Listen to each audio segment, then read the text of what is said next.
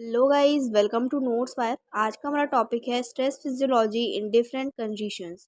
Synopsis में देखेंगे हम introduction, definition, types of stress, physiological mechanism of stress response, impact of chronic stress and adaptation to stress, importance of stress physiology, then conclusion and reference. तो ये रहेगा synopsis.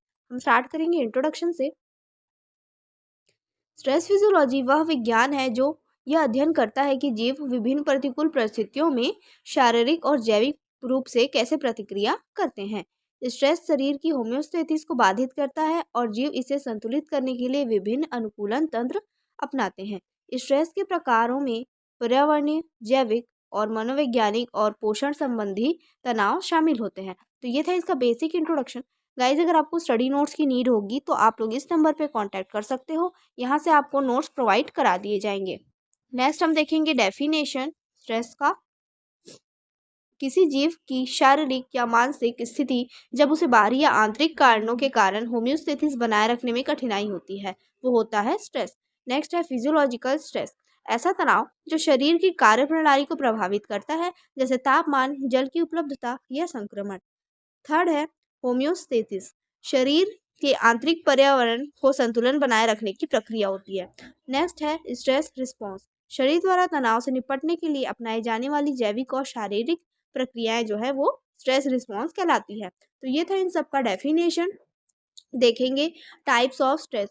Stress निम्नलिखित types के होते हैं। फर्स्ट है इन्वायरमेंटल स्ट्रेस। यह बाहरी कारकों के कारण उत्पन्न होता है, जैसे तापमान में बदलाव, आर्द्रता, ऑक्सीजन स्तर और प्रदूषण। इसका एग्जाम्पल है उच्च तापमान में शरीर पसीना छोड़कर ठंडा होने का प्रयास करता है। निम्न ऑक्सीजन स्तर वाले क्षेत्रों में शरीर अधिक लाल रक्त कोशिकाएं उत्पन्न करता है। ये था इसका एग्जाम्पल। सेकेंड है फिजियोलॉजिकल स्ट्रेस। शरीर के कार्यों पर प्रभाव डालने वाले कारकों के कारण उत्पन्न होता है, जैसे कुपोषण, जल की कमी, बीमारी और थकान। इसका एग्जाम्पल्स देखेंगे। जल की कमी के कारण गुर्दे कम मात्रा में मूत्र बनाते हैं ताकि शरीर में जल संतुलन बना रहे। भूख के दौरान शरीर ऊर्जा के लिए वसा और प्रोटीन का उपयोग करता है। थर्ड है फिजियोलॉजिकल स्ट्रेस। मस्तिष्क और तंत्रिका तंत्र पर प्रभाव डालने वाले तनाव, जैसे चिंता, भय और मानसिक दबाव होते हैं फिजियोलॉजिकल स्ट्रेस में। एग्जाम्पल है इसका अत्यधिक तनाव के कारण शरीर कॉर्टिसोल नाम का एक हार्मोन का स्राव करता है, जिससे चयापचय और प्रतिरक्षा प्रणाली को प्रभावित होता है। नेक्स्ट है तनाव के कारण हृदय गति बढ़ जाती है और रक्तचाप अधिक हो सकता है। नेक्स्ट है न्यूट्रिशनल स्ट्रेस। जब शरीर को आवश्यक पोषण तत्व नहीं मिलते तब यह तनाव उत्पन्न करता है। इसका एग्जाम्पल है आयरन की कमी से एनीमिया हो सकता है और प्रोटीन की कमी से वृद्धि प्रभावित हो सकती है और मांसपेशियों की कमजोरी हो सकती है। नेक्स्ट देखेंगे physiological mechanism of stress response. Stress के दौरान शरीर विभिन्न जैविक और शारीरिक प्रक्रियाएं देता है, जिससे वह खुद को तनावपूर्ण परिस्थितियों में जीवित रख सके। फर्स्ट है न्यूरोएंडोक्राइन रिस्पॉन्स। मस्तिष्क और हार्मोन तनाव प्रतिक्रिया में मुख्य भूमिका निभाते हैं। हाइपोथैलेमस पिट्यूटरी एड्रेनल एक्सिस सक्रिय होता है और कॉर्टिसोल नाम का हार्मोन स्राव करता है। कॉर्टिसोल शरीर को ऊर्जा प्रदान करता है, लेकिन दीर्घकालिक रूप से यह प्रतिरक्षा प्रणाली को कमजोर कर सकता है। सेकेंड है ऑटोनॉमिक नर्वस सिस्टम एक्टिवेशन। तनाव के दौरान शरीर की फाइट टू फ्लाइट प्रतिक्रिया सक्रिय हो जाती है। इस प्रक्रिया में हृदय गति और रक्तचाप बढ़ जाते हैं। एड्रेनालाइन हार्मोन स्रावित होता है, जिससे शरीर तुरंत प्रतिक्रिया देने के लिए तैयार हो जाता है। थर्ड है ऑक्सीडेटिव स्ट्रेस। तनाव के कारण शरीर में फ्री रेडिकल्स बन जाते हैं, जिससे कोशिकाएं क्षतिग्रस्त हो सकती हैं। इन नुकसान को कम करने के लिए एंटीऑक्सीडेंट सहायक होते हैं, जो शरीर को ऑक्सीडेटिव क्षति से बचाते हैं। नेक्स्ट देखेंगे हम मेटाबॉलिज्म एडजस्टमेंट। तनाव के दौरान शरीर ऊर्जा आपूर्ति के लिए ग्लूकोज का तेजी से उपयोग करता है। इसके अलावा लिपिड और प्रोटीन का विघटन होता है ताकि शरीर आवश्यक ऊर्जा प्राप्त कर सके। नेक्स्ट है impact of chronic stress. Chronic stress के निम्नलिखित इम्पैक्ट है।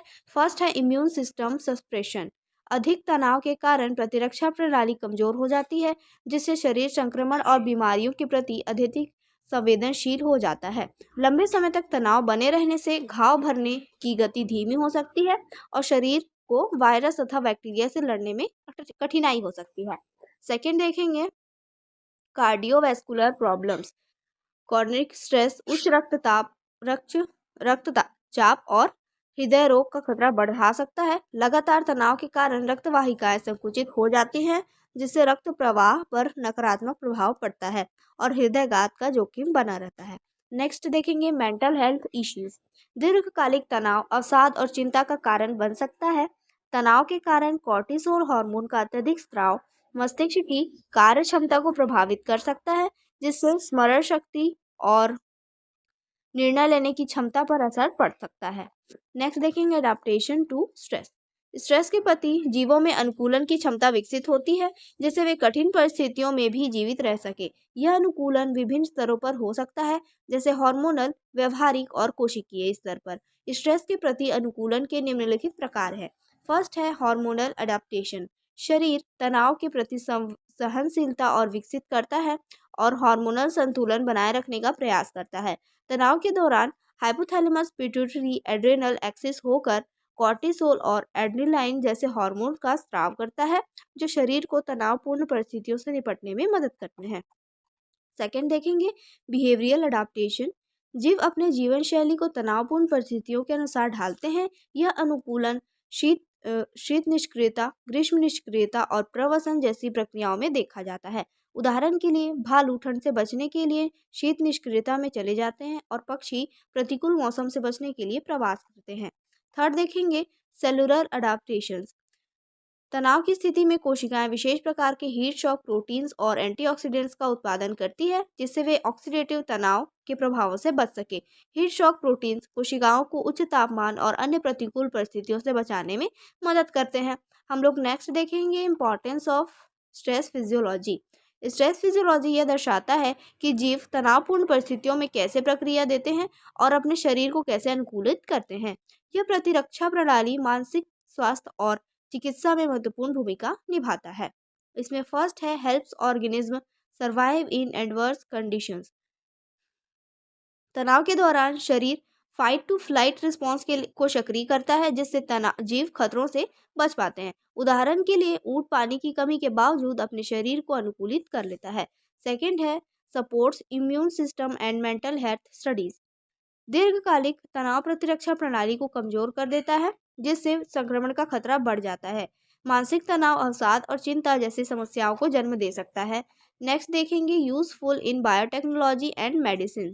चिकित्सा में उपयोगी ये होता है ये, ठीक है। तनाव के प्रभावों को समझकर नई दवाओं और उपचारों का विकास किया जाता है। एंटी स्ट्रेस दवाएं और हार्मोनल थेरेपीज तनाव प्रबंधन में सहायक होती है। नेक्स्ट देखेंगे, कंक्लूजन इसका। स्ट्रेस फिजियोलॉजी जीवों को उनके परिवर्तित वातावरण में समायोजित करने में मदद करता है। स्ट्रेस के विभिन्न तंत्र तनाव के प्रति शरीर के जो विभिन्न तंत्र होते हैं, सिस्टम होता है, वो क्या करता है, किसी भी स्ट्रेस के प्रति प्रतिक्रिया देता है, जिसमें तंत्रिका तंत्र, हार्मोनल नियंत्रण और चयापचय परिवर्तन भी शामिल होते हैं। दीर्घकालिक तनाव के नकारात्मक प्रभावों को कम करने के लिए उचित अनुकूलन आवश्यक है। तो ये था इसका कंक्लूजन। हम लोग देखेंगे reference, fundamentals of ecology by ओरम्पी and in animal physiology, adaptation and environment by Schmidt Nielsen. तो ये था आज का टॉपिक। आई होप आपको पसंद आया होगा। पसंद आया तो प्लीज़ लाइक करिए एंड सब्सक्राइब करिए। Thank you.